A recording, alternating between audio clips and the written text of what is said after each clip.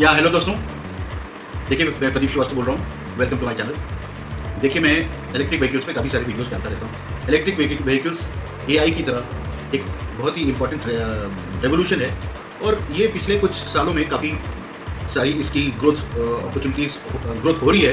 पिछले कई सालों में इसमें ग्रोथ हो रही है और इसमें ग्रोथ अपॉर्चुनिटीज़ बहुत है, जबकि ये ग्लोबल फिनोमेना है। बट इंडिया में बिकॉज ऑफ दी पॉपुलेशन और बिकॉज ऑफ दी जोग्राफी इसकी काफ़ी ज़्यादा इंपॉर्टेंस है and there has been enormous growth which is there in the electronic vehicles market। आप देखें आज ही एथर एनर्जी का जो है IPO लिस्ट हुआ है, जो कि इलेक्ट्रॉनिक व्हीकल्स में है, EVs में है।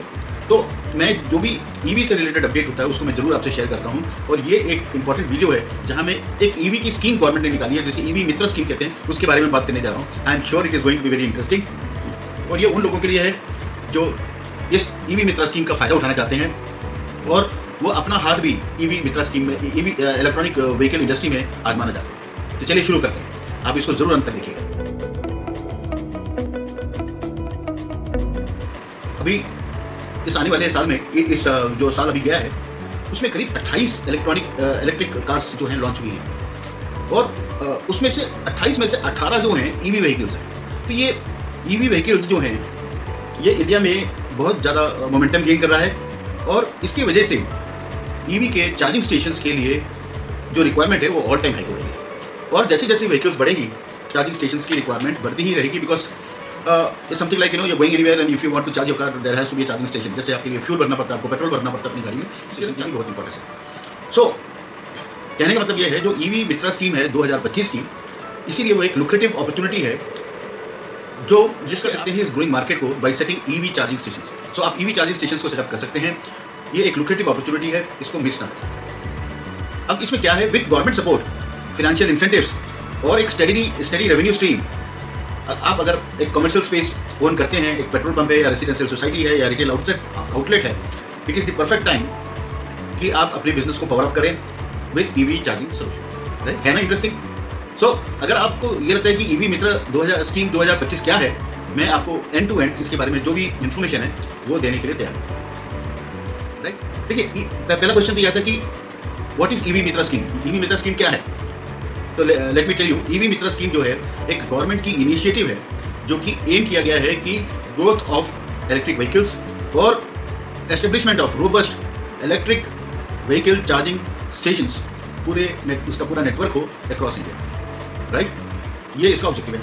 अब ये स्कीम क्या करता है? ये स्कीम प्रोवाइड करता है subsidies to individuals and businesses जिन्होंने भी EV चार्जिंग स्टेशन सेटअप करना है और उन्होंने फैसिलिटेट करना है स्मूथर ऑपरेशन ऑफ EVs के लिए। राइट, सो द गोल क्या है? The goal is to build extensive network of charging infrastructure that is easily accessible to every EV owner, ensuring the transition to electric mobility as seamless as possible।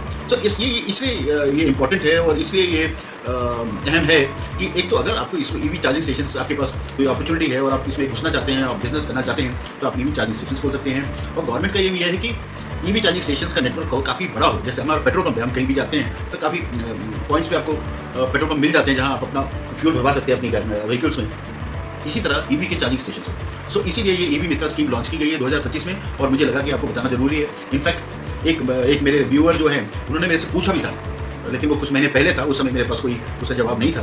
तो अगर वो देख रहे हैं तो please आपके लिए ये एक सही समय है EV मित्र स्कीम की अपॉर्चुनिटी को एनकैश करना। सबके दिमाग में ये क्वेश्चन आ रहा होगा कि कौन एलिजिबल है इस स्कीम के लिए, कौन कौन लोग एलिजिबल हैं। राइट, पहली चीज़ तो जो मॉल्स हैं, RWAs हैं, होटल्स हैं, ऑफिस पार्क्स हैं, ये सारे बिजनेसेस जो हैं एक चार्जिंग स्टेशन करके उसका एक एडिशनल इनकम सोर्स बना सकते हैं। सो ये जितने भी बिजनेस हैं वो इंक्रीजिंगली फोकस करते हैं सस्टेनेबिलिटी पे और एनवायरमेंटली कॉन्शियस कंज्यूमर्स पे, तो वो EV चार्जिंग स्टेशन बना के इस दिशा में काम कर सकते हैं। राइट, तो ये एक इंपॉर्टेंट चीज़ है।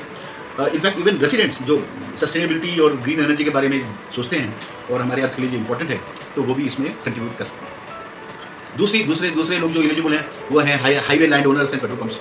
जितने भी पेट्रोल पंप्स हैं वो तो एलिजिबल है ही, क्योंकि वो एक एडिशनल छोटे से स्पेस में EV चार्जिंग स्टेशन लगा सकते हैं। जो हाईवे पे लैंड ओनर्स हैं, जिनके पास ज़मीन है, जगह है, वो इसका बहुत फ़ायदा उठा सकते हैं। अगर वो EV चार्जिंग स्टेशन खोलते हैं तो हाईवे पे जितने भी व्हीकल्स आती हैं जाती हैं वो उसका फ़ायदा उनको हो सकता है और इनके लिए एक एडिशनल बिजनेस इनकम बन सकता है। राइट, और इसके अलावा बहुत इंपॉर्टेंट चीज़ है कि वो गवर्नमेंट के ग्रीन एनर्जी और सस्टेनेबिलिटी के लिए कंट्रीब्यूट करेंगे। राइट, अर्थ के लिए कंट्रीब्यूट करेंगे। So that's a good cause. Right, तीसरे इंपॉर्टेंट लोग जो एलिजिबल है इसके लिए वो हैं फ्लीट ऑपरेटर्स और लॉजिस्टिक्स। सो जितनी भी ट्रांसपोर्टेशन इंडस्ट्री है वो धीरे धीरे जो है इलेक्ट्रिक व्हीकल्स के लिए शिफ्ट हो रही है। Fleet operators and logistic companies जो हैं वो भी इसके लिए शिफ्ट हो रही है। तो चाहे वो लॉजिस्टिक कंपनी हो, चाहे वो फ्लीट ऑपरेटर हो, ये सबके पास एक अपॉर्चुनिटी है कि वो ईवी चार्जिंग स्टेशंस बना सकें और उसका फ़ायदा उठा सकें। इससे क्या होगा कि एक तो वो अपने फ्लीट्स को तो भी फुल्ली चार्ज कर सकते हैं और रेडी टू गो कर सकते हैं, और इसके अलावा वो एक additional business source of income भी बना सकते हैं और अपने लिए नहीं सिर्फ देश के लिए भी कंट्रीब्यूट कर सकते हैं, ईवी ओनर्स की फैसिलिटी के लिए कंट्रीब्यूट कर सकते हैं, राइट।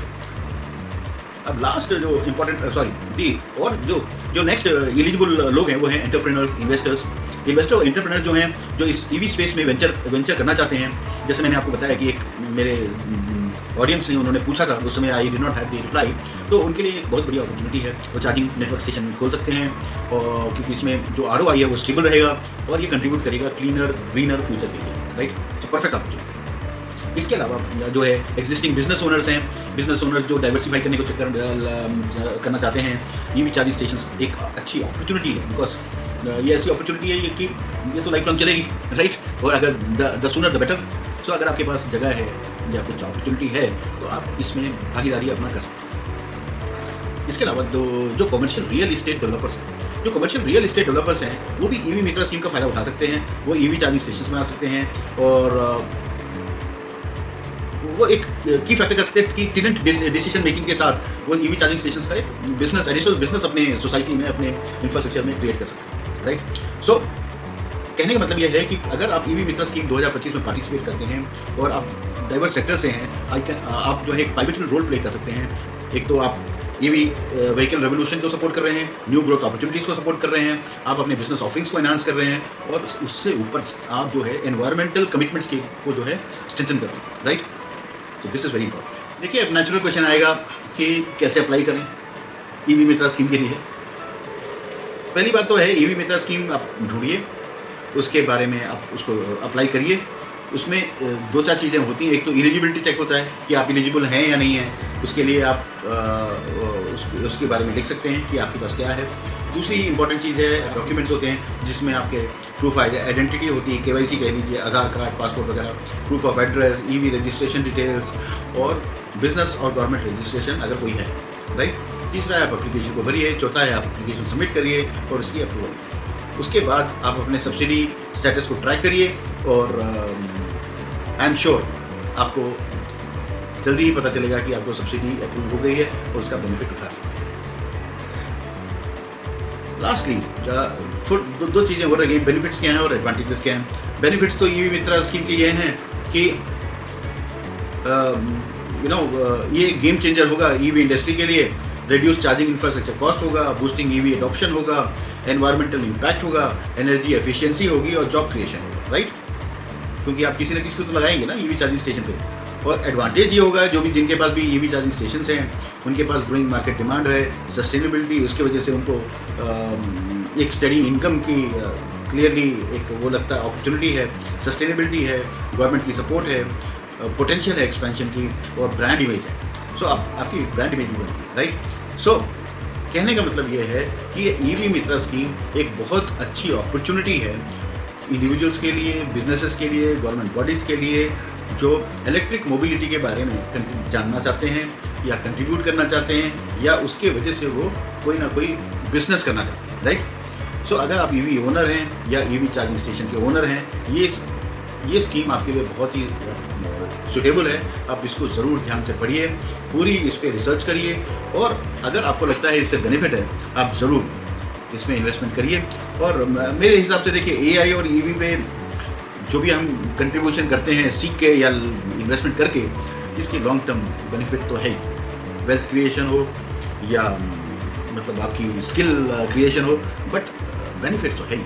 और इसमें पीछे रहना अच्छी बात नहीं होगी। आप प्लीज़ इसको स्टडी करिए, अपना फीडबैक दीजिए और अगर आपने किया है तो आप ज़रूर आप कमेंट बॉक्स में लिखिए, बिकॉज जिससे कि दूसरों को एक मौका मिले आपकी बात समझने को और उनको अगर इच्छा है तो वो भी कर सकें।